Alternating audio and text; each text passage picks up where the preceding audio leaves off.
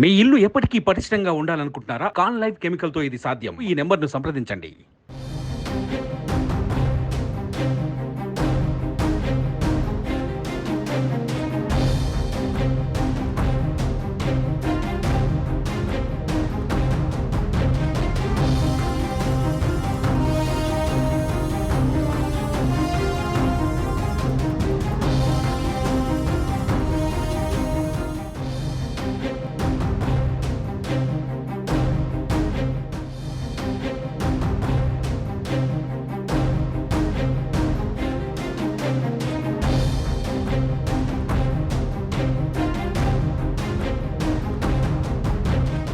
ఏపీలో సార్వత్రిక ఎన్నికలు రసవత్తరంగా సాగుతున్నాయి. కూటమిలో భాగంగా జనసేన ఇప్పటి వరకు 19 అసెంబ్లీ స్థానాలకు అభ్యర్థులను ప్రకటించగా 2 సీట్లు పెండింగ్లో ఉన్నాయి.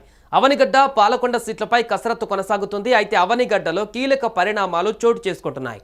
టీడీపీ సీనియర్ నేత జనసేన తరపు ఎన్నికలలో పోటీ చేస్తారంటూ ప్రచారం జరుగుతోంది.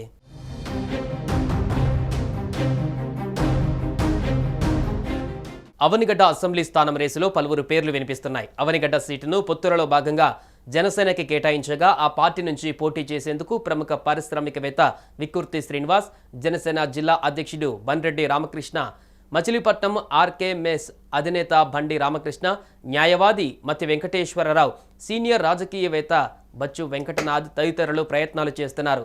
కొద్ది రోజుల క్రితం జనసేన ఐవీఆర్ఎస్ సర్వే నిర్వహించగా అందులో విక్కుర్తి శ్రీనివాస్, బండి రామకృష్ణ, బండ్రెడ్డి రామకృష్ణల పేర్లు ఉదహరించగా వారిలో ఎవరో ఒకరికి జనసేన పార్టీ అభ్యర్థిత్వం ఖరారు అవుతుందని ఆ పార్టీ శ్రేణులు భావించాయి. అనూహ్యంగా టీడీపీ నేత మండలి బుద్ధప్రసాద్ పేరు తెరపైకి రావడంతో జనసేన సీటు ఎవరికి ఖరారు అవుతుందోనన్న విషయం ప్రధానంగా చర్చనీయాంశమైంది.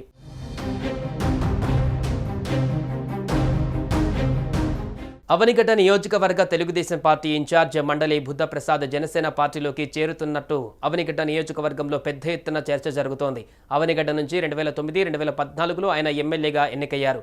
గత తెలుగుదేశం ప్రభుత్వంలో బుద్ధప్రసాద్ ఉప సభాపతిగా పనిచేశారు. పార్టీ ఓటమి చెందిన అనంతరం అవనిగడ్డ నియోజకవర్గంలో ప్రజా సమస్యలపై ఆందోళనలలో ముందుంటారు. అవనిగడ్డ నియోజకవర్గంపై గట్టి పట్టు కూడా ఉంది. ఆయనకు టికెట్ ఇస్తేనే విజయావకాశాలు ఎక్కువ ఉంటాయని జనసేన పార్టీ భావించినట్టుగా తెలుస్తోంది. త్వరలోనే పవన్ కళ్యాణ్ సమక్షంలో మండలి బుద్ధప్రసాద్ టీడీపీ నుంచి జనసేనలో చేరనున్నారని సమాచారం. ఆయనకు అవనిగడ్డ సీటు ఇచ్చేందుకు అంగీకారం కుదరడంతో జనసేనలో చేరుతారని చెబుతున్నారు.